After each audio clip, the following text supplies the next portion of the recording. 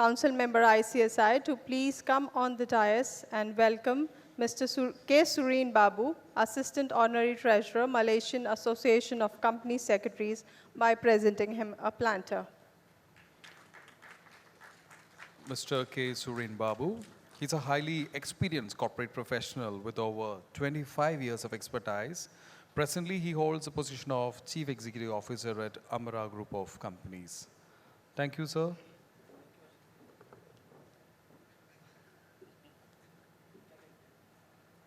I now request CS Avnish Srivastav, Member NIRC, to please come on the dais and welcome our guest CS Shujat bin Ali, General Counsel and Chief Compliance Officer, Re-Sustainability Limited, by presenting him a planter. Let's have a big round. CS Shujat bin Ali, he's working as General Counsel and Chief Compliance Officer and leading the global legal and compliance, corporate governance and secretarial risk management function of global private equity firm KKR, backed Re-Sustainability Limited. Thank you, sir. I request CS NPS Chawla, Council Member ICSI, to kindly proceed with the session ahead. Thank you.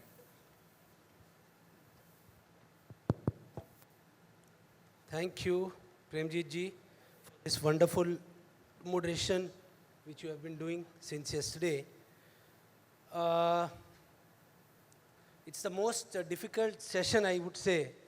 On the second day, post-lunch, this is what in our pre-panel discussion, in fact, my learned friend said it's the graveyard, for the panelists, because there will be hardly anybody sitting, but I am thankful to people who are already here. So thank you to all our panelists. This session, in fact, let me share with you the background of this session. How we thought of organizing this, and the credit goes to our super dynamic brand expert, our in-house Preeti Kaushik Banerjee, and our Secretary ICSI, Mr. Ashish Mohan. I am Chairman of International Affairs Committee of ICSI this year. During our discussions in the beginning, February, March sometime, we discussed that we need to have some G20 conclave. Then Preeti gave this idea on the sidelines of our national convention. We have international session where we'll have panelists from different countries, where we'll talk about G20 and relation to some topic which appeals to company secretaries and has a global relevance. So which we found obviously is ESG, and no other topic would be better than that. When we connect G20 with global scenario and the role and the opportunities for company secretaries. So the credit for this goes to, honestly, Preeti and Ashish ji. And then President gave this idea to have the experts from different countries, whom our President have recently met also on his visits. And let me share with you one very interesting thing, which I realized in our pre-panel discussion just now. That today we'll have experts sharing their views on at least 8 to 10 different countries, at least 8 countries. Bangladesh, Netherlands, Egypt, Australia, UK, Dubai, Malaysia, and India, obviously. So big round of applause for the experts. And I'm sure curious and notorious colleagues and members like Ashish Bhai sitting here would ask me, NPS, you are wrong. The panelists are 4. So how can the expertise come from 8 different countries? You are mentioning 8, 10 countries, at least 8 countries. So even my friends would be wondering this. And let me share how I am and why I am mentioning this. Because unless I share the relevance of this, the purpose of me mentioning would not be fulfilled. So friends, why I mention this has 2 reasons. One, although we have 4 panelists in this panel discussion, but the kind of expertise which they bring on the table, they have more than 8 to 10 countries at least, the expertise and the wisdom which they have, particularly in relation to ESG and related areas. So at the outset, we have an expert, Mr. Nurul Alam.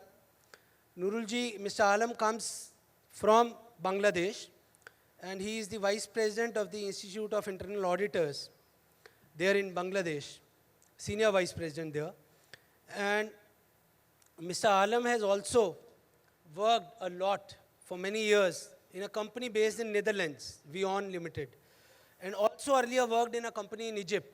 So big round of applause for our panelist, Mr. Alam, who carries with himself three different experience of three different countries, Bangladesh, Netherlands, and Egypt. And we'll be bothering you to share your experience and particularly the difference in the dimension of ESG in these three different countries and then related to the Indian scenario, which our representative from India would also be, Sujit ji would also be sharing. Sujat ji would also be sharing. Then on my left, analyst comes from, can anybody guess where does she come from? So she comes, although from Dubai at the moment, but she is otherwise from Australia. She did her education in Australia and then worked in different companies in UK and then finally landed up in Dubai and Gulf countries. So again, big round of applause for Annalise, who will be carrying with her experience of Australia, UK and Dubai. Thank you, Annalise, for especially coming over for this session. And then our expert, who is very kind to especially travel from Malaysia, Mr. Sureen, who comes from Malaysian Institute of Company Secretaries. Like our Annalise also is a council member in the Institute of Directors, UK. Sureen is a honorary treasurer in the Malaysian Association of Company Secretaries. So big round of applause for Sureen. And the last but certainly not the least, our home Sujat ji. In fact, he's a wonderful orator. I have got the opportunity to hear his session in the Institute of Directors events earlier. He is leading the global legal and compliance corporate governance functions in re-sustainability. He has earlier worked in some big four organizations. And the most happy thing for me when I read his profile, for which he really deserves a big round of applause, is that he was also the chairman of our Hyderabad chapter of ICSI. So big round of applause for intellectual people like Sujat ji, who take out time and take care of our institute and the chapters there. So thank you all the panelists for you to be here especially and share your wisdom on ESG. Now friends, when President gave me this opportunity to moderate this session, my immediate reaction was, ESG, I don't work on ESG, so why are you asking me to, why are you asking me to moderate this session? And then they said, no, there's a saying, whoever brings an idea will have to spearhead, will have to take it forward. And since this idea came to our mind in the International Committee Affairs discussions, we thought that we'll start and they'll give me this opportunity. So thank you, President, for considering me worthy. Now, ESG friends, yesterday was talked in the session by Mr. Reddy, in the special session, and he spoke wonderfully well. Environmental social governance. In fact, in our pre-panel discussion, and I'll start directly with the question, what we discussed is that what we really need to today remember is that our role in the last many years have really gone up and has really changed. The dimensions have really gone up. The kind of work which company secretaries were doing earlier and what they are now doing and what they'll be doing in future has been undergoing a change. What we really need to keep in mind is to keep up learning these new subjects like ESG. Now I was asking myself whether we are really prepared to take up this opportunity of ESG, whether we are really prepared because, internally we were thinking mega firm is another topic which we need to debate, and Sujat also gave me this idea that in the council we again need to debate on building up mega firms so that our practicing members, because the opportunity for our members in employment and in practice lies in ESG, both for employment and practice side. So that way I think before we start with the session, let me just share with you the idea which I had in mind when I saw about ESG, that ESG is not only in books. ESG is actually a parameter which is one of the most important parameters for any investment these days. In fact, if you see the number of investors who are relying on ESG reports and the non-monetary factors that has really impacted the kind of scope which we have and the kind of growth dimensions for our members also. To begin with, I think I'll start with the first question directly to our panelists, and I'll start with Nurul ji. Sir, Nurul ji, what do you think about our today's panel discussion, and what is the dimension you feel, the expertise which a company secretary need to instill, and how they can instill, particularly share your experience from the three different countries which I mentioned, Bangladesh, Netherlands and Egypt. And how do you feel that all this can be aligned in the role of company secretaries with regard to the overall ESG framework? I think the mic work. Perfect. Thank you very much. CS NPS Chawla, very nice moderator of this session. And first of all, I would like to thanks the ICSI President and the Council for inviting me and giving me an opportunity to address in this most important session. And I'm actually representing Institute of Charter Secretaries of Bangladesh as a Senior Vice President of ICSB. And I'm accompanied with a big team here, and my colleague, Mr. A.K. Moshfiqur Rahman, also here. He is the Vice President in the Council. And our Treasurer, Mr. Abdullah Numan, also here participating in this session. He is also Treasurer and Council member. And three other Council members, Mr. Harun, Mr. Sharif, and Mr. Rubayat also here, and three other fellow member, Mr. Sarwar Kamal and Mr. Yasser Rashid, former council member, and Mr. Salauddin also attended this session. Most of our members are very, very actually interested to participate in the event, especially the National Convention of ICSI, and most of them are very interested to attend this session because as a professional, we find this event of ICSI is a very, very useful for us as a professional, and we can enrich our professional skill for doing our work in our country, learning from this convention of ICSI. Thank you, ICSI, all members of ICSI. And I feel honored being here today. And actually, the question asked by the moderator of today's session, actually, ESG today, it is a top priority for the business, and not only for the business, as actually UN SDGs are driving a global commitment to sustainability.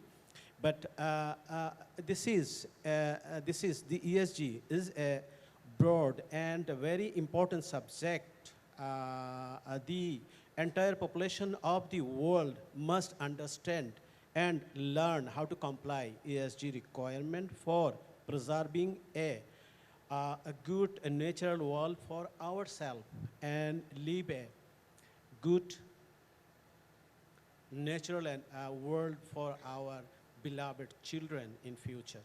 So, as I have been asked to share my experience in three countries that I worked in Netherlands as Chief Ethics and Compliance Officer, and I also worked at Egypt, the Cairo in Orascom Telecom Holding as Company Secretary and Compliance Officer.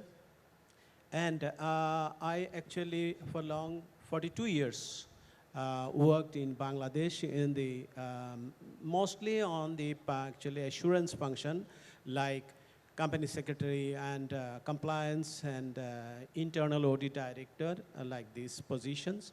So I got the opportunity to experience a lot of area in the assurance functions.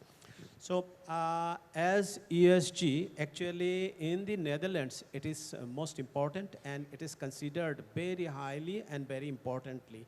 And the country, Netherlands, is a very compliant country, we know, and they comply with the requirement of each and every aspect of ESG, including all other regulatory and legal requirement.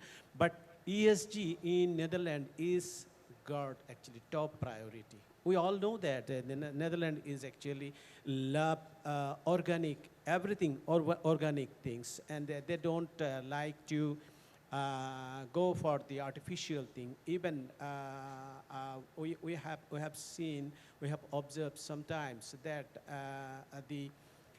for the medical treatment, the cesarean for the delivery of child is not allowed in Netherlands. It's totally prohibited. Normal delivery is allowed there. So actually, from the perspective of Netherlands experience, ESG is actually got the top priority in Netherlands, and in Egypt it is growing, and the corporate are actually thinking about the compliance of the ESG. In Bangladesh, I would say that in Bangladesh, so although there is no specific requirement for ESG reporting or sustainability reporting, but Bangladesh Central Bank has issued a guideline for the banking companies and non-banking financial institution to report their corporate social responsibilities every half yearly, and mandatorily in their annual report they must disclose what they are doing for the environment and how much they are spending for the environment. It is mandatory for reporting, disclose their ESG requirement reporting in the annual report. But there is still no framework and no form how to report ESG requirement or sustainability report. In Bangladesh, actually, the people are still actually getting aware of the ESG requirement. But some of the corporate house already started reporting ESG. For example, I can actually give you an example of 7 Bangladeshi companies make it into Bloomberg sustainability list. You know that the Bloomberg actually published a sustainability list, and these 7 Bangladeshi firms Bloomberg ESG rating score, and these companies, how they actually included in this report, although there is no compulsory or no compulsion for any corporate house to sustainability reporting or ESG reporting. For example, Walton actually phased out CFC emitting cooling products even before its Chinese and Indian counterparts. Investing in solar power, installed 12 megawatt solar capacity. This is actually company, a Bangladeshi company. And Square Pharma is a pharmaceutical manufacturing and marketing company. They ensure zero pollution plant and heading towards almost paperless operation in their company, looking for raising solar power dependency, have employees working as the 4th generation members. And Bragg Bank, one of the bank actually mostly owned by the Bragg. We all know that Bragg is actually NGO, very international work involved in the international actually non-government organizations. They actually does not lend to shipwrecking and tobacco companies. This is their policy, and this due to environmental and health hazard. So for which reason they have been actually included in the list of Bloomberg ESG listing. And IDLC is a non-banking financial company. They signed 30 commitments in the ESG space, prepared sustainability roadmap for 2021 to 2025, discloses updates every yearly following global reporting initiative standard format.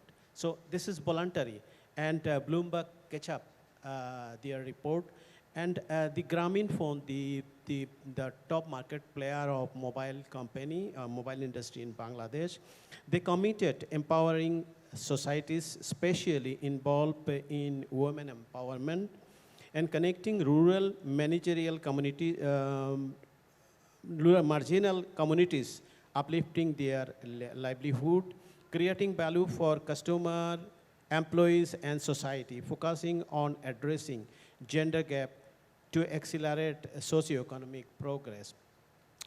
ESG rated, ESG rated actually companies attract global investors. And India, Thailand make ESG disclosures mandatory for listed companies. European institution making ESG a mandatory criteria before investing. Sustainability reporting still voluntary in Bangladesh.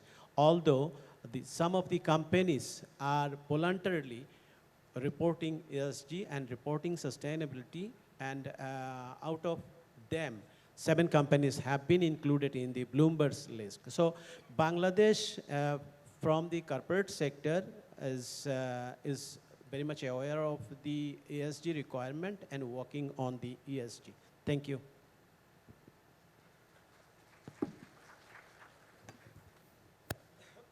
Thank you, Alam, as you asked me to address you. This entire discourse and also the comparative status of the adaptability of ESG in Australia and Bangladesh also. So one thing which is the takeaway for me is that voluntary disclosure is the requirement, I feel. That should be the norm. You know, because unless, if a policing is to be done, I mean, then that becomes a mandatory compliance. That's how we say that when we talk in Ministry of Corporate Affairs, and I see our past President Nisar sir sitting here in the front, and we talk in ministry, and the Secretary MCA keeps telling us that compliance is non-negotiable. You should tell your members that the company secretaries should tell the clients, should tell the corporates that compliance is non-negotiable. So I think in the times to come, ESG will also be non-negotiable. Now also it has been non-negotiable on the basis of voluntary disclosures also. Sureen, my next question to you. Yes, sir.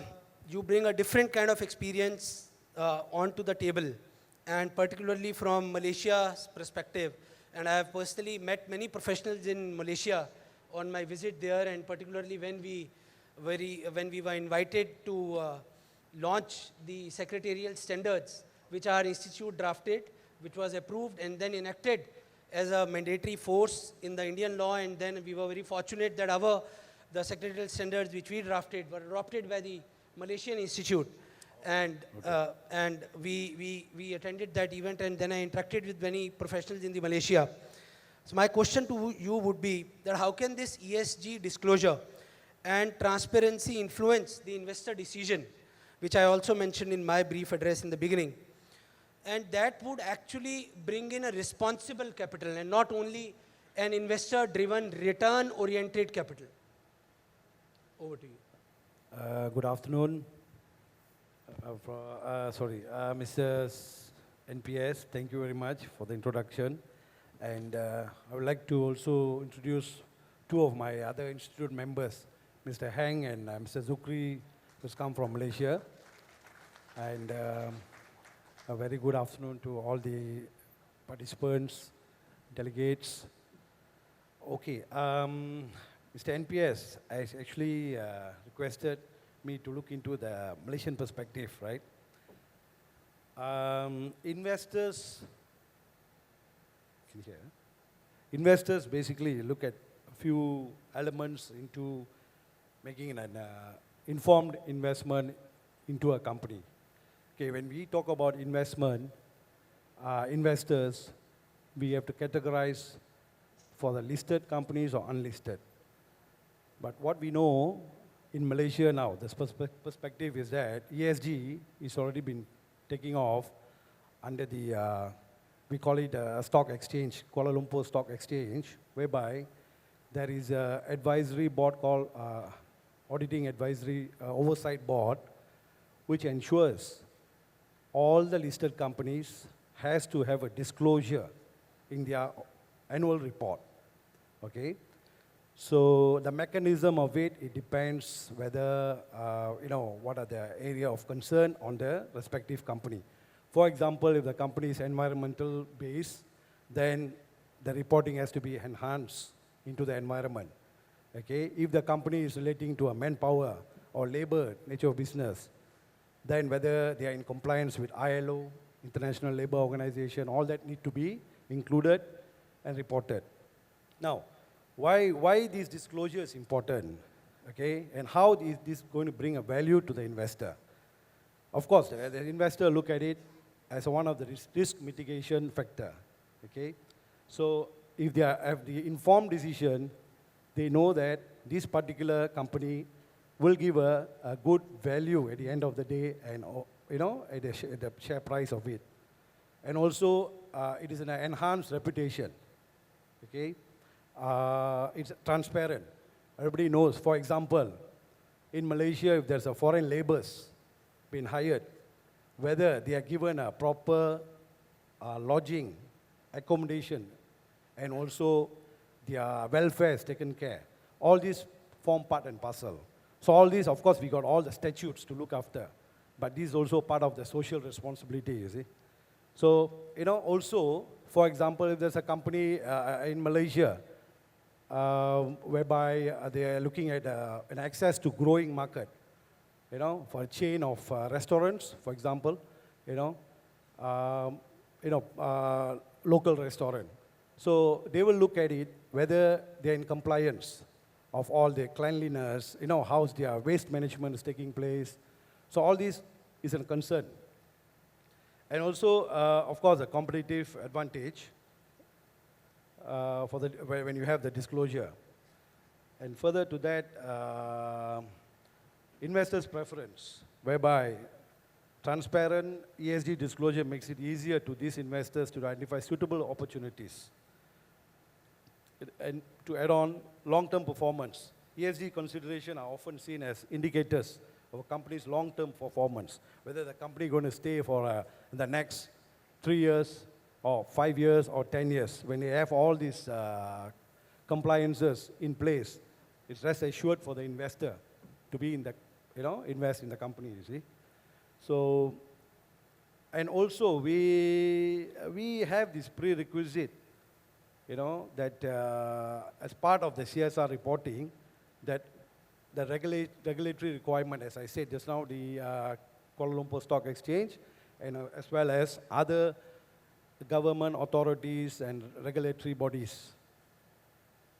Okay, in summation, why the ESG disclosure is so important, okay? It's crucial for attracting responsible capital, okay? Because they provide investors with the information they need to make informed, ethical, and sustainable investment decisions. Companies that embrace transparency in ESG issues are more likely to meet the demands of a changing investment landscape and benefit from the growing interest by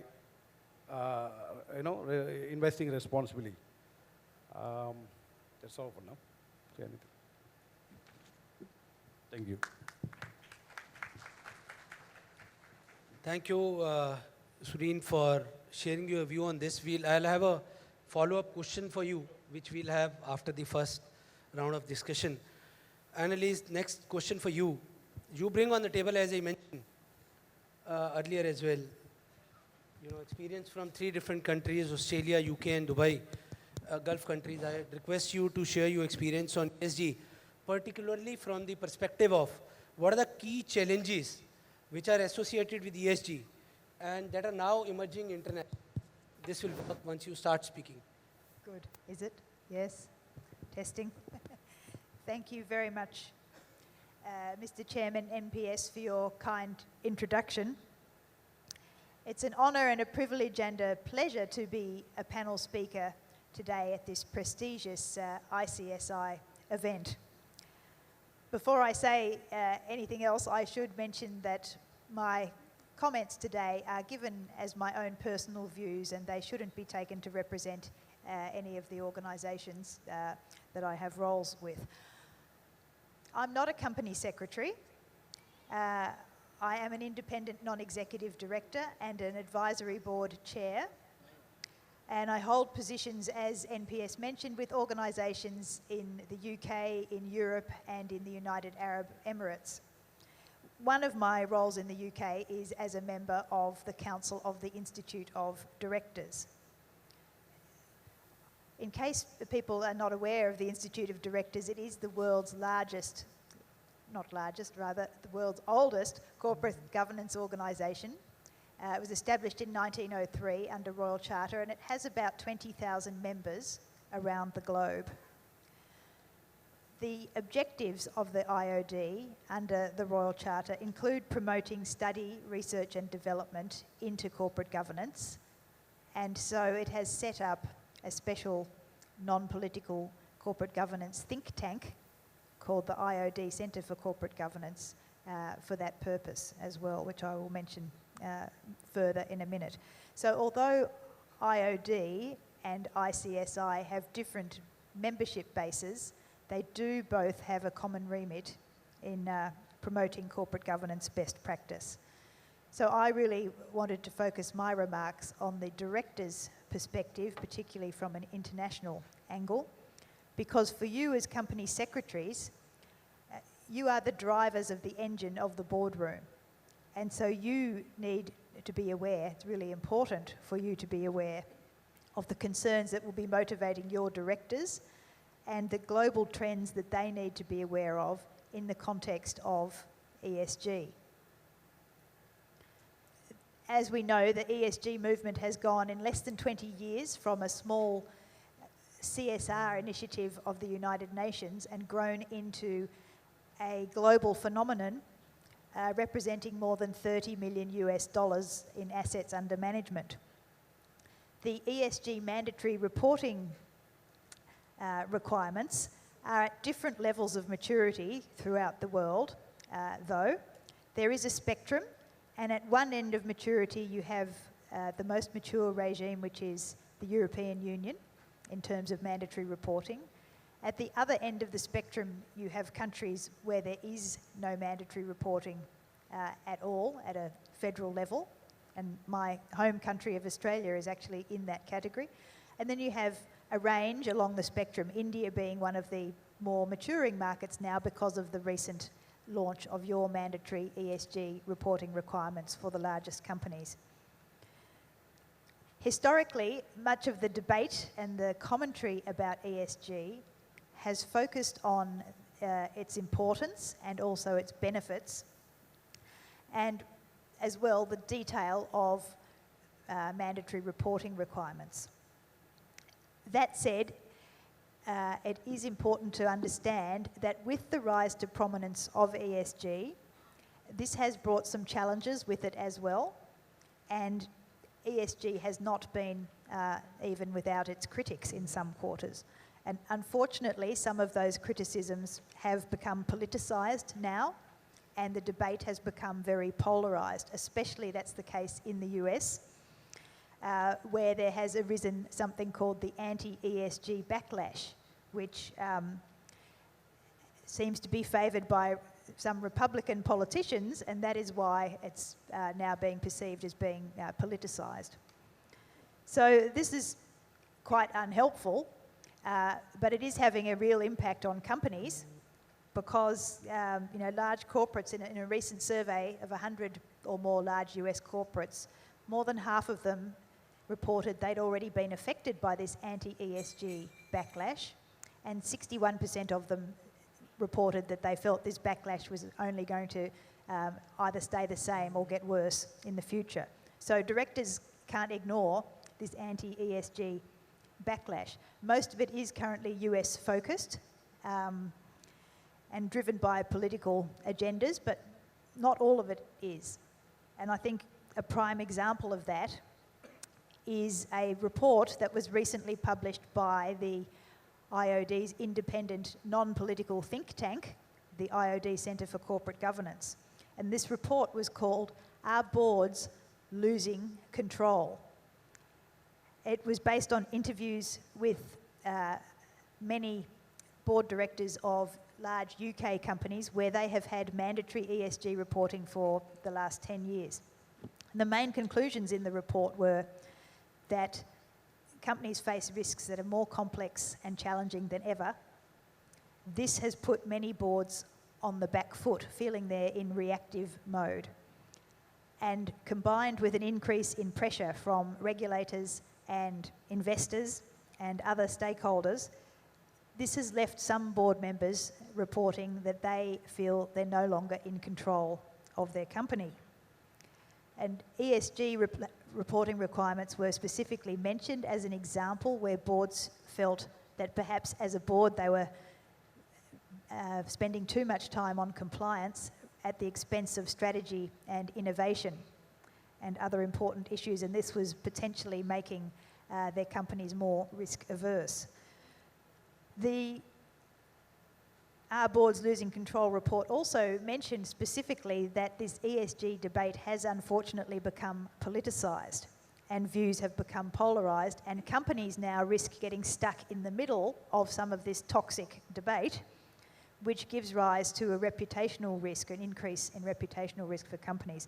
So the report concluded that boards need to really step up now and re-establish their leadership role and engage more effectively with stakeholders.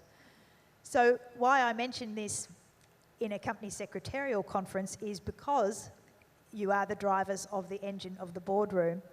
You really need to be aware of the concerns and challenges that could be coming down the track for your directors in relation to ESG and the global trends that could be affecting them, especially now with mandatory ESG reporting being introduced in India this year. There is a risk that some of these types of challenges that boards in other parts of the world have faced are going to make themselves felt here.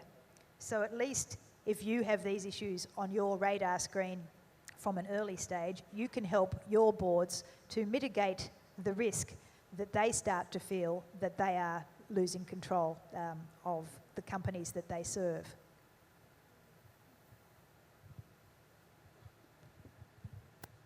Thank you, Annalise,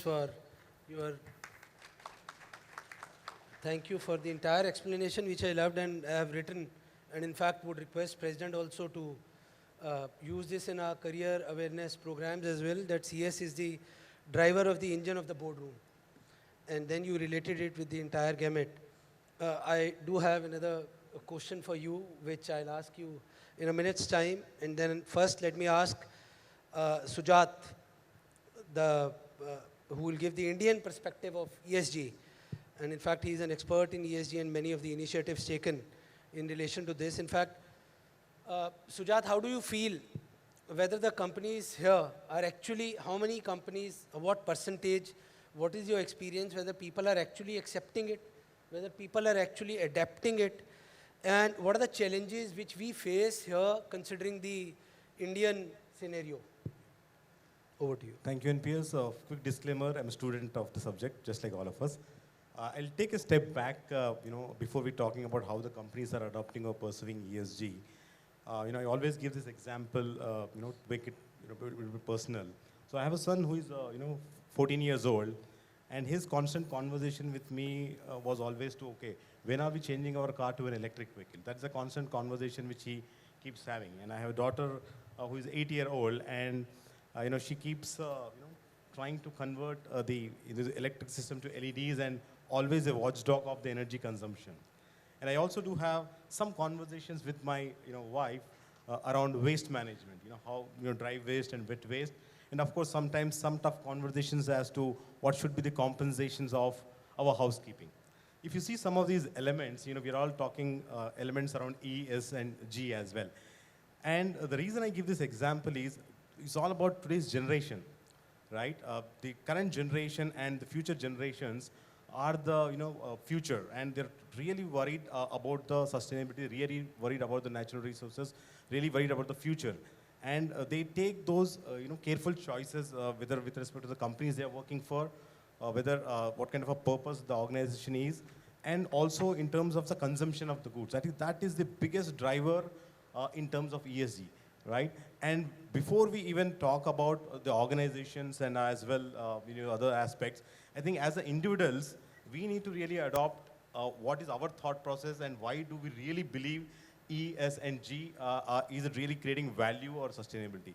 Now, if you see from a company standpoint, what I've seen in my experience, uh, the way the companies perceive are very different because the maturity level is very different. For example, there are some companies who still believe, ESG as a tick box or a compliance perspective, right? Because we have to comply, because these are regulations. There are companies, who are thinking it as from a reporting standpoint. Okay, we need to report along with the financial reporting. So their mindset is more from a reporting standpoint. There are, of course, companies who believe that, okay, for the industry we are in, there are some specific ESG risks. So identify those ESG risks and try to manage those risks. So they're thinking ESG as a risk management, approach. So we see variety of aspects. But yes, there are some organizations who strongly believe that ESG is a value creator. They want to make this as part of a strategy. They want to make it as part of a value. So as we see different organizations, they perceive ESG in a different manner. And again, there are some drivers. I mean, we call pull approach, push approach, right? So right now, companies in India are struggling between either it's a pull approach or push approach, right? Pull is because their consumer wants, right? Pull is because the community which they are in, they are really, wanting the social practices to be best. And of course, the consumers and the next generation. And of course, the push factors which we talk about is the regulators push which is there. And more importantly, in terms of financial institutions, private equity, and venture capitalists. I think so they are really bringing in, those elements of push by virtue of diligence or by virtue of a contract. And taking another perspective, I mean, if you see, there are global multinational companies in India already, right? So what I see is, all those companies, they have already started, since way back, some of these approaches. So the selling is not that, difficult. And of course, Indian multinational companies, like big companies, which we know, they're already following those approaches. And the listed companies, of course, the BRSR, aspect, the 1,000 companies, I think they're moving towards that, journey.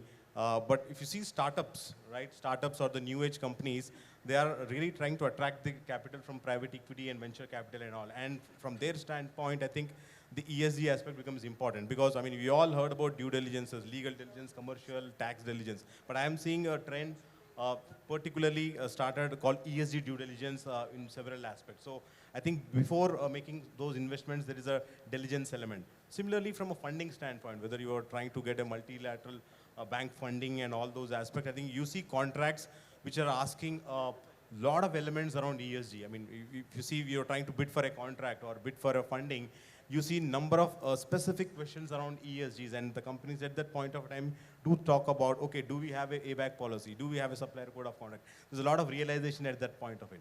So, I mean, these were, the various aspects of, the journey. So different companies are at a different maturity level. And, specifically companies who are looking for exports and all. I mean, I was there in a conference the other day, which was only talking about the impact of EU regulations on supply chain. Of course, even in BRSR, we are talking about, in a couple of years, the reporting value chain upstream, downstream would be, important. Same way, I think as the companies start exports, already there in US and UK and all, the European regulations are going to be so strong that they have to, do a disclosures of the scope 3 emissions as to call, right? So from that standpoint, the supply chain management in the companies in India has to be really, upgraded to that level. So that is going to be one big impact. So I'm talking about another kind of a companies, which is SMEs and MSMEs. They really have to be geared up, if they really want to work with the, the companies in Europe and US and all. So I think this is just a kind of a flavor, as to, where the companies are in at this point of a time. And you also asked about the challenges, right? I mean, broad challenges. I think the number one challenge, would be the mindset or the approach, how we want to take this ESG as. I mean, we want to put it as the way we want to do business, or do you want to have a compliance mindset or a risk management mindset or a pure play reporting mindset? I think that, really can be addressed only when the board and the management really put a strong tone at the top. Again, every company may have a different approach. So that's number one, aspect of a challenge. Two, I think, in terms of people aspects, I think we really need to have some strong people, ultimately any program, it's people, process, technology. So people become important element. And in any of the companies which we see, you don't find a ESG department. You have environmental factors, taken care by different departments. Social, you have a CSR team, you have a HR team, and so on and so forth. And of course, governance, which we all are responsible for. So again, there's a lot of initiatives, a lot of policies, a lot of programs happening in a siloed environment. So that is another challenge which some of the companies do see. And third and fourth, which are the technology. I mean, how are we really adopting technology to really aid the ESG aspect? Because going forward, the kind of a data which is needed to do all those reporting needs the proper processes, proper technology. And I think, of course, data is a bigger challenge, because today the reportings are happening, because we don't have a assurance yet. But going forward, once the limited assurance and the full-fledged assurance starts in, it becomes a real liability issue. So I think these are some of the challenges which I see. I mean, of course, I will add some more thoughts. I just want to rotate the mic. Thank you. Thank you, Sujat, for beautifully covering the ESG aspect and the perspective which the Indian companies have. In fact, again, compliance has a cost. Similarly, ESG will have a cost, said. But it depends whether policing is required and if, again, pull and push approach. So till the time it is policing, when it becomes policing, then the cost will not pinch, because then it will be a cost but will have to be followed. Next question to you, Mr. Alam, again.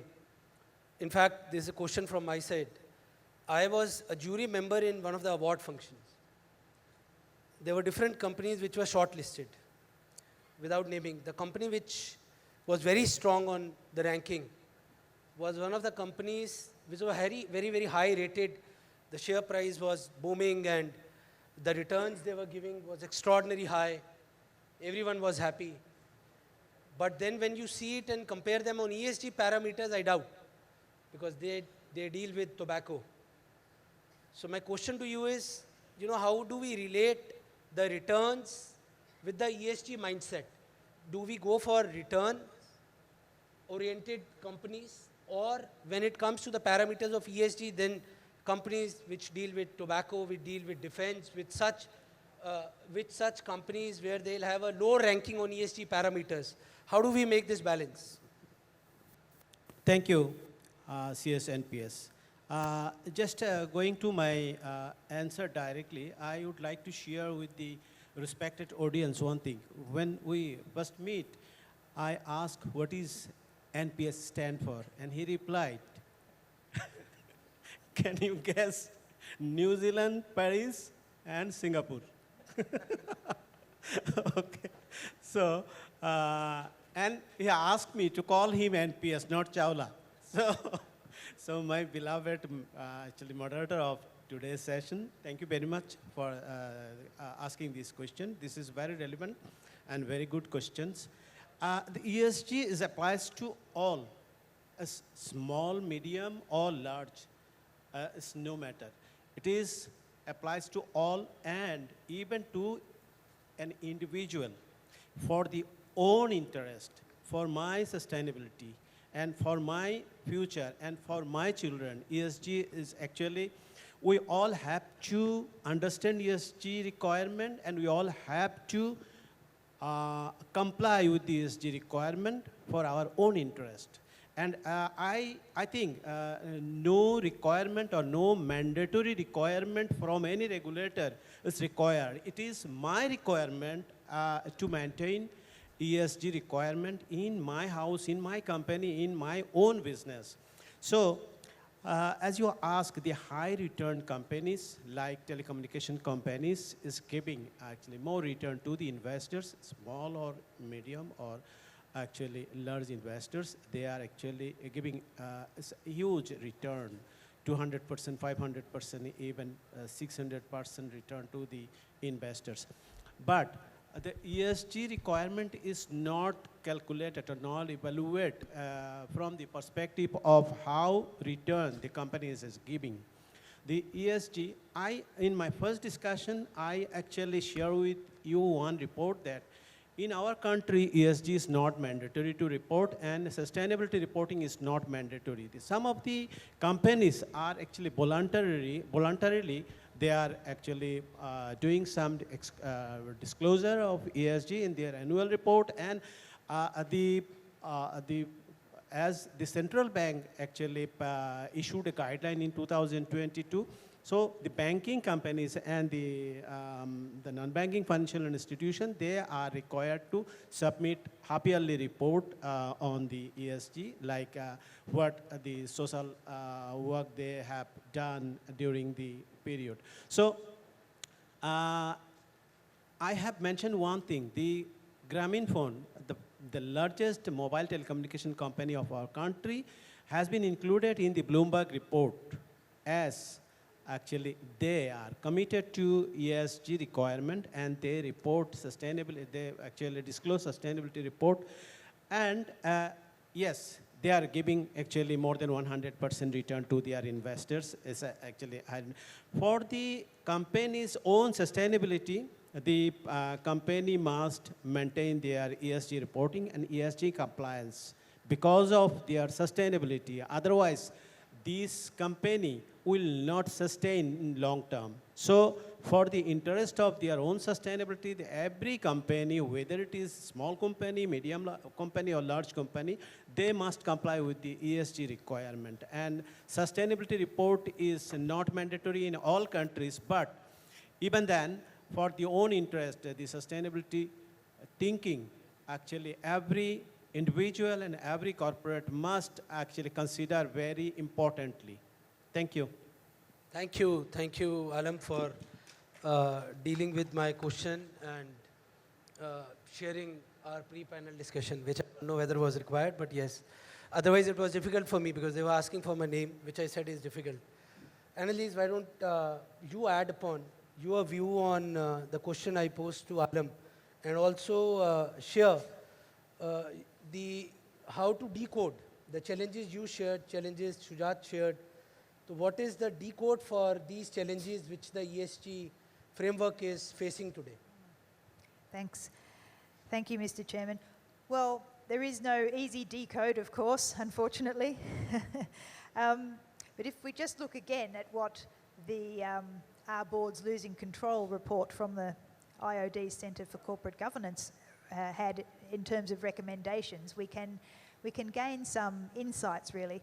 They were suggesting in that report that boards need to be more proactive and step up and actually be more clear about identifying and then addressing the most material risks for their companies, whether that's in the ESG sector or in any other areas, and explaining clearly why they've chosen those metrics rather than other metrics in order to be able to stand robustly behind the choices that they make. They did also say in the report, though, that given that some of this debate has become increasingly politicised, which is unhelpful, boards should have a look at their skills matrix and they should consider whether they should add political awareness to their skills matrix in order to help the companies mitigate more the impact of potentially being stuck in the middle of some of these unpleasant, polarised debates that have been happening in some markets. And then the other angle is really for policy makers and regulators themselves. The report was recommending that when making policy, policymakers need to make sure that their policy-making processes are not inadvertently deterring innovation or deterring risk-taking. So, it is important for regulators to go back to first principles and remember that when they regulate, they need to do so in a way that is proportionate and takes costs and benefits into account. Thank you, Sujat. One question I have for you, which I'll ask after I ask this question to Sureen, and because that question is very relevant for members sitting here and members who have joined us from the virtual mode. And in fact, I'll share my perspective also and the initiatives we have taken with regard to that, and then we'll have some questions from the members. Sureen, what about the ESG practice, the contribution of the ESG practice to the workforce, and how can we have that as an inclusive workforce and the potential benefits which the company can drive and prioritize their diversity and inclusion of that? If you can quickly answer this. Okay, and then quick one. Thank you, NPS. Um, you see, in workforce, it's basically under the ESG framework, the social plays the important part of it. So, of course, it gives an equal opportunity to all the workers, and a fair treatment will be taking place if we have a ESG in place, yeah. And also, a talent attraction will be diverse, with a pool of talent. This can include various ethnicity, genders, age groups, and backgrounds. These for the individual, the benefits, Also, the ESG initiatives can include targeted efforts to support underrepresented groups, such as programs for women in leadership or opportunities for people with disabilities. These initiatives create a more inclusive atmosphere. Of course, so most of the big companies already have it in their CSR program and all that. Inclusiveness policies. ESG practices encourage the development of policies and procedures that promote inclusion, such as flexible work arrangement, like during the COVID, all of us, had gone through the entire, new norm, you see, working from home and all that. Yet, no one knew that this can take place, but it was very, very productive, okay? And most companies in Malaysia are still continuing with that, and all over, I suppose, even in India, okay? Okay, this is for the individual, the benefits, yeah? So for the companies, what is their potential benefits that they get? Of course, it's the creativity and the innovations gets enhanced, by you having that ESG framework in place. People look at it, or investor or other, the outside of your stakeholders will look at it that, oh, this is where I should do, this with whom that I should do business with, because everything is in place, And also, again, it also attracts the millennial and Gen Z, younger generations to come in, to be part of the, corporate and all that. So I think it was a very quick one. I will just pass it on back to Mr. NPS. Thank you. Yeah? Thank you. Thank you, Sureen, for sharing your views on this. Sujat, as I mentioned before, we ask the audience for their questions. What is our role? What do we do?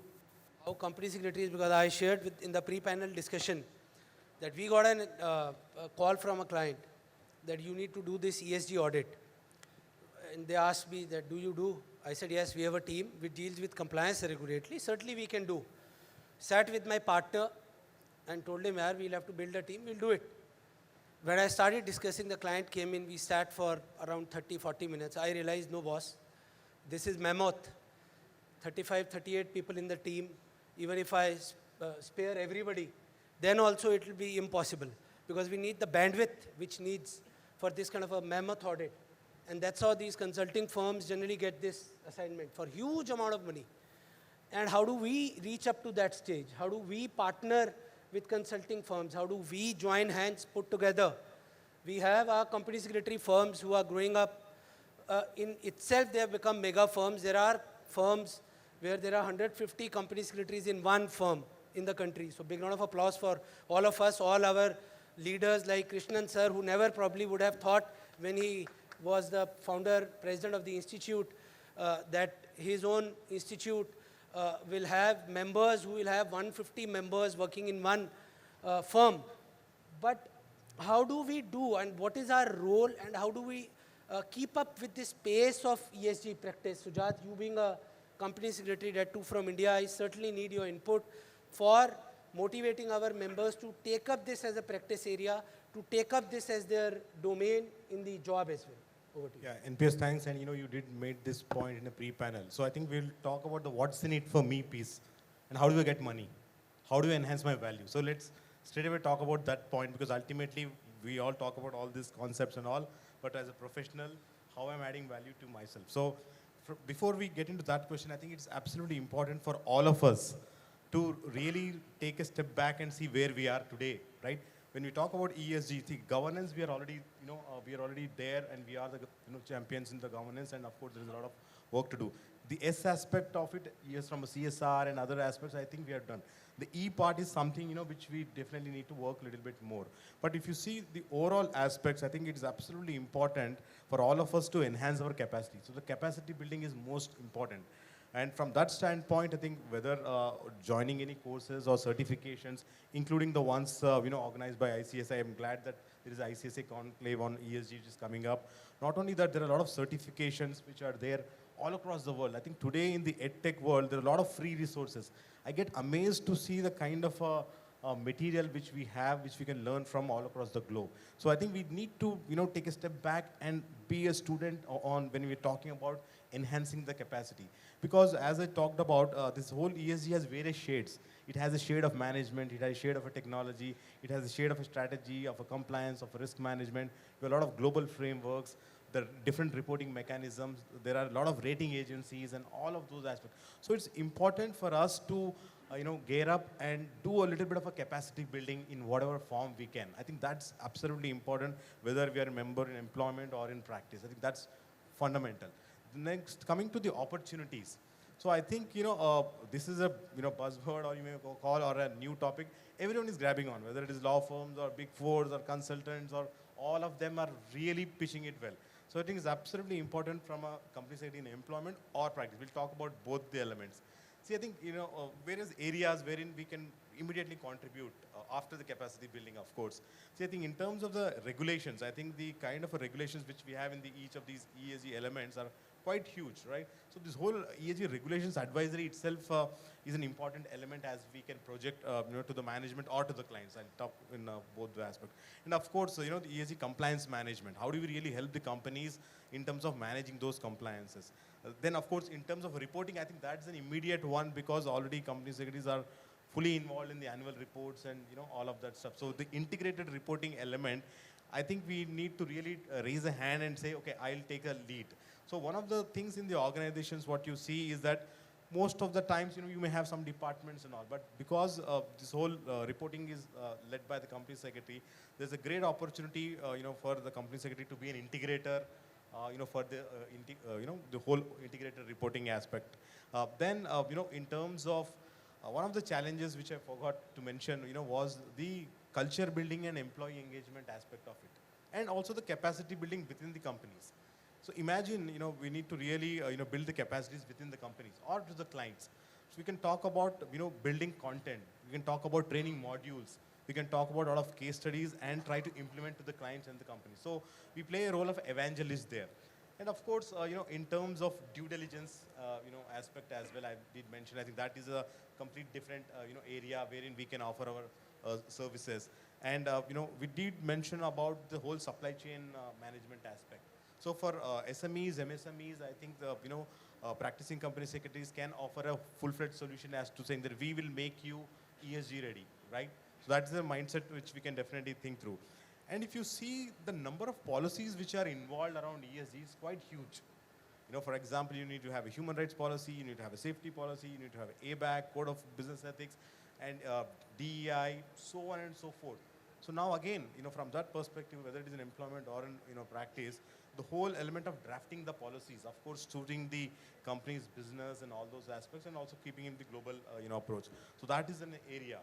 And the whole contracts, I think we will see that as an leaders, we need to have a draft contracts around all these elements. So going forward, we will definitely see situations wherein all these elements of ESG will come to the organization as part of a various contracts, including in share purchase agreements as well. I have seen situations wherein the investor puts all those clauses around E, S, and G and links it to various aspects of exits and all of that. So again, to the draft or even to review this aspect of contracts. Then of course, when you have contracts, there will be disputes as well. Definitely there is an anticipation that in the future, there could be specific disputes around ESG. Again, we can possibly, try to offer our services there. I'm just throwing a, bouquet of potential, areas which we can, try to sell. And, last but not the least, the whole aspect of review mechanism or audits or assurance aspect. I think we can definitely be a forefront in terms of providing that assurance, because assurance will become compulsory in the future, and the ESG communications overall.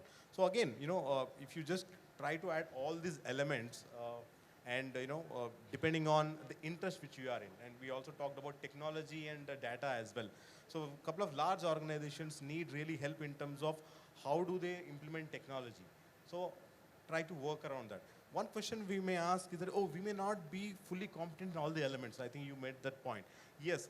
So where we are not fully, competent enough, it's important to have collaborations, right? Collaborations with the legal fraternity, collaborations with the scientific fraternity, or all of those aspects. And it is at that point of a time, these collaborations will help all of us to give right solutions to the company. I mean, you did mention, you will not leave the work, but you may have a lot of collaborations as well.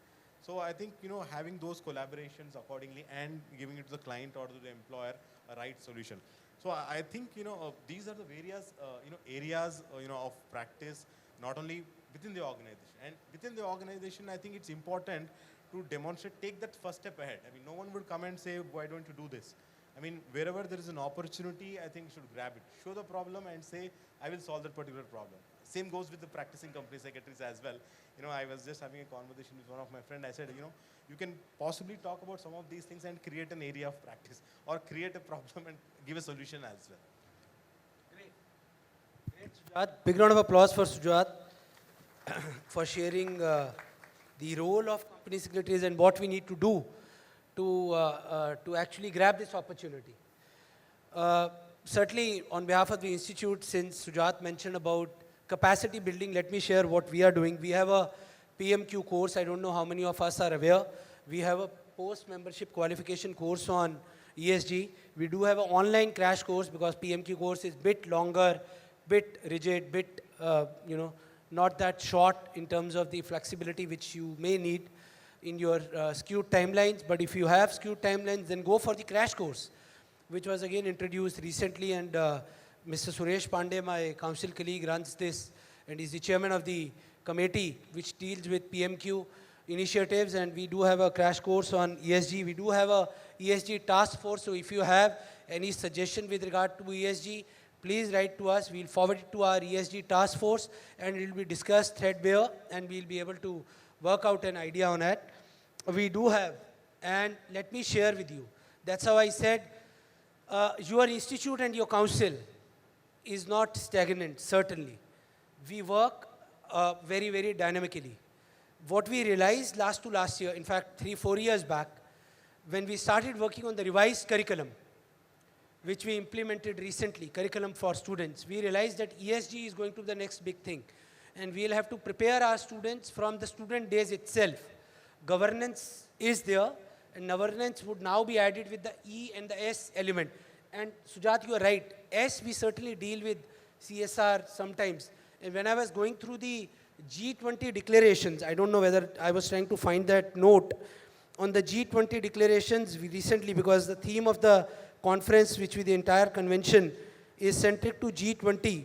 Now, if you see the declarations whenever you get time, please look at that.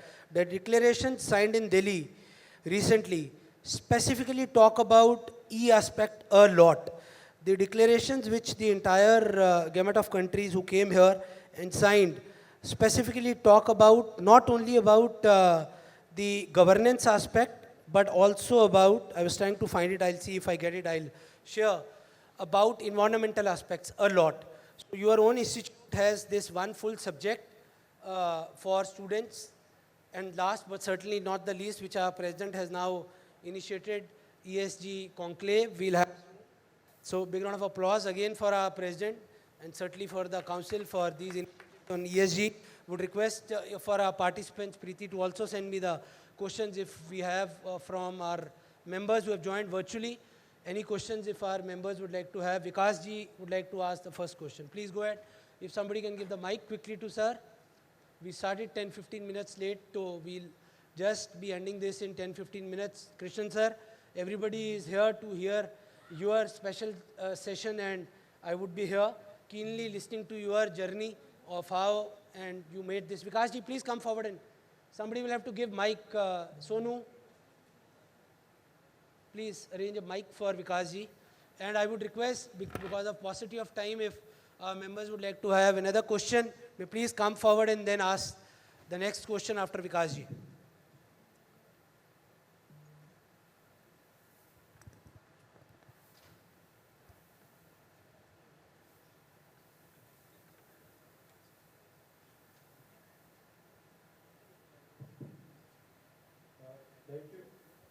My question is, probably, Sujat, you have touched upon that question in the last. It's about that ESG is not possible without the employee engagement, without the high level of tone coming from the top. I would like to know, especially from my foreign participant and delegate here, what is the practice they have observed in engaging employees and getting a very high tone from the top on this subject. Without that, probably ESG may not be effective. So if briefly they could touch upon this issue.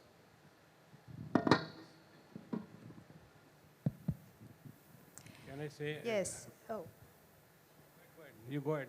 I will ask separate. you have another question, or shall I answer first? I have another question. You just start. Maybe Hansab, you can ask after Okay. Annalise. All right, mention. right. Please go ahead. Yes.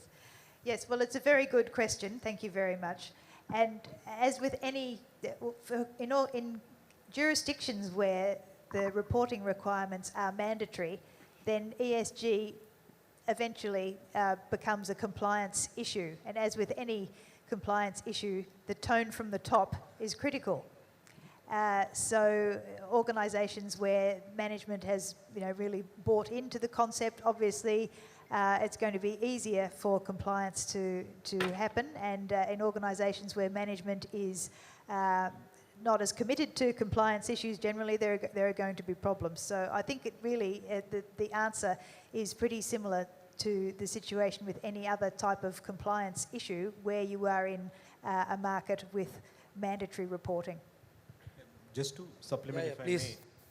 So I think, as you mentioned, employee engagement, I think, companies can have policies, frameworks, all sorts of fancy reports and all that stuff. But ultimately, unless and until we really, impact the people on ground, I mean, they really need to understand these terms, what is environment, social governance, why it is really important. So from that standpoint, a lot of effort has to be made in terms of make it little easy. When you're talking to a floor man or, the project heads and all, try to explain all those concepts in a much simple, easy, engaging manner with a lot of a gaming approach. I mean, you use creative approach, use arts or whatever it might be. There are a lot of companies are trying to do different elements to make the employee engaged and make it a little bit of fun and learn together. Yeah. And more importantly, understand the why piece of it. I mean, oftentimes when we do safety related aspect, when you try to understand and explain the emotion aspect of the personalization, why it is really important, I mean, for future generations. When we try to use all those examples, I think that really makes a lot of impact and also the employee engagement. Thank That's a very important point. Actually, I've worked in a market where we had mandatory ESG reporting. The company did a very nice sustainability report every year, yet we as employees had no visibility until that report was published, really, about what was in it, which was a pity because when we read it, we could think of other examples of good things the company had done in relation to sustainability that could have been put into the report, yet we didn't have the awareness about the reporting requirements. So I think communication is really key to the employees so that you can get the best out of everybody in the organisation and the company can benefit from that in whatever reporting it's doing. Yeah, thank you. Thank you. Second Answer. question can you ask? Yes. You see, in order to better appreciate the policy ESG, we know all that. Whatever we are doing in India for implementation of ESG, what other countries are doing, is there any different? What are the differences in implementation of in other countries, like in Malaysia, in Singapore, whatever we are following, if you can better appreciate that?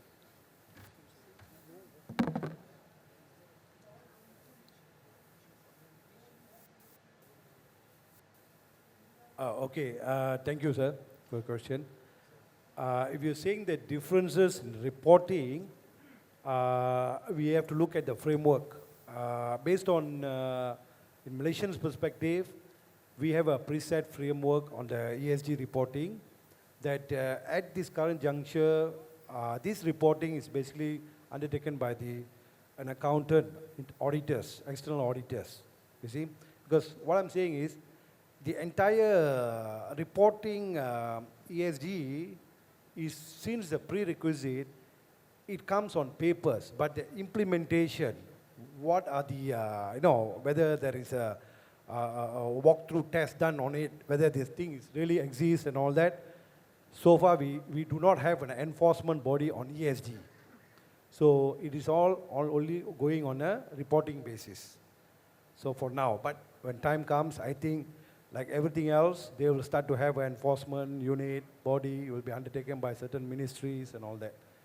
So hope I've answered your question. Thank you. Thank you. So from my perspective, from Bangladesh perspective, actually I have already, in my first discussion, I have shared with you that some of the companies in our country, voluntarily, they are actually complying with the ESG requirement. For example, I have actually mentioned the Walton. That company actually phased out CFC emitting cooling products even before their other foreign counterparts, and investing in solar power installed, right now they have already installed 12 megawatts solar capacity. So in other companies, I also have actually mentioned that a banking company, they have actually approved a policy not to lend to the tobacco manufacturing company and sheep breaking company for the actually cause of the environment. So and some other company, for example, IDLC, they have actually signed a 30 commitment in ESG space, prepared a sustainability roadmap for 2021 to 25. These are the actually voluntary requirement and voluntary disclosure. So there is no hard and fast actually requirement for reporting, but they already 7 of these company from Bangladesh included in the Bloomberg's actually ESG list. So most of the company in Bangladesh, they are complying with the actually. If I mentioned actually additionally that the company secretary in such a position, in such an important position in the decision-making process of a company, they must understand very, very clearly ESG requirement and keep learning for understanding, update themselves for making board understand for compliance of the ESG, for actually to ensure the sustainability of the company. So this is an actually growing opportunity for the company. The ESG compliance, I must say, the ESG compliance is a growing opportunity for the company secretaries everywhere, in India, in Bangladesh, in Malaysia, everywhere. So we must be keep ourselves very relevant and very up to date with the ESG requirement. So if I share my thinking with the respected audience, the minimum 5 ways that ESG create value in organizations. For example, reduction of energy and water consumption, and higher employee engagement and more productivity, increased sale with the loyal clients, and deregulation and government support, long-term investment returns. And on other way, how does investing in ESG increase the company's value? Improving reputation and brand value, attracting and retaining top talent, improving financial health, improving transparency and openness. So ESG is most important and getting top priority for all the corporate houses to comply with. Thank you. Thank you, Thank sir. you, thank you. Thank you, sir. Sir, one more thing only. Like in India, only 1,000 listed companies are covered. Is there any threshold limit in other countries also? For implementation of ESG, only 1,000 listed companies are covered for the time being. Is there any other limit, a similar limit in Malaysia or Singapore? We have to just know the threshold limit. Sujat?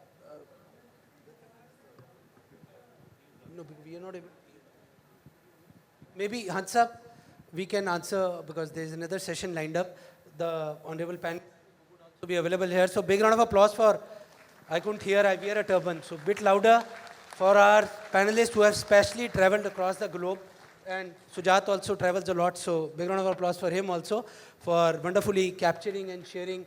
He is certainly available here always. And thank you, President, for this initiative.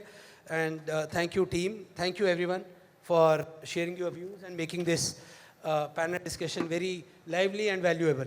Over to you, Premjit ji. Thank you, sir. Thank you everyone on the dais for sharing their views. And before we go ahead, we have a release, and we request CS NPS Chawla ji to please facilitate the release of a flyer on CorpCon 2024. Can we have the remote, please? Ladies and gentlemen, the release of the flyer for the National Conference on Developments and Trends in Corporate Law and Governance, CorpCon 2024, getting released. Let's have a big round.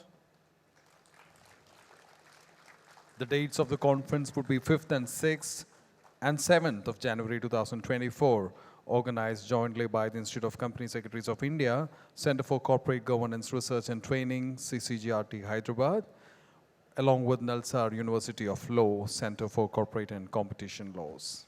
Thank you, sir. Thank you, madam. Now I request CS Nisar Ahmed ji, former president of ICSI, to please come on the dais and present a memento to our expert, Mr. M. Nurul Alam.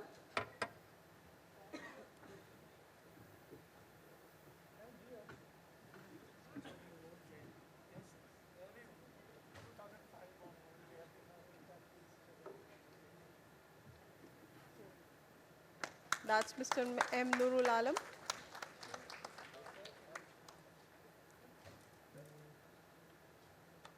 I now request CS Mahesh Shah, former president ICSI, to please come on the dais and present a memento to our learned panelist, Ms. Anneliese Reinhold.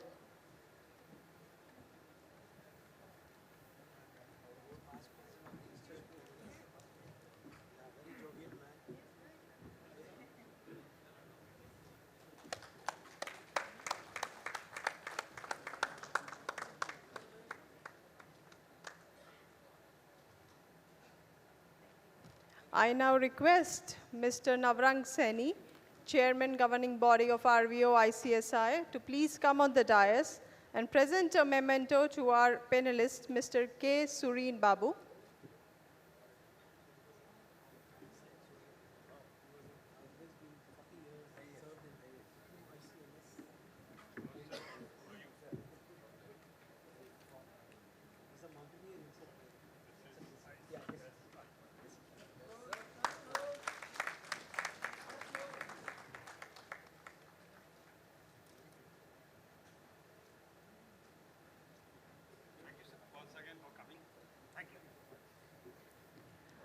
I now request Mr. Ram Sai, Vice Chairman Gurgaon Chapter of ICSI, to please come on the dais and present a memento to our panelist, CS Shujat bin Ali.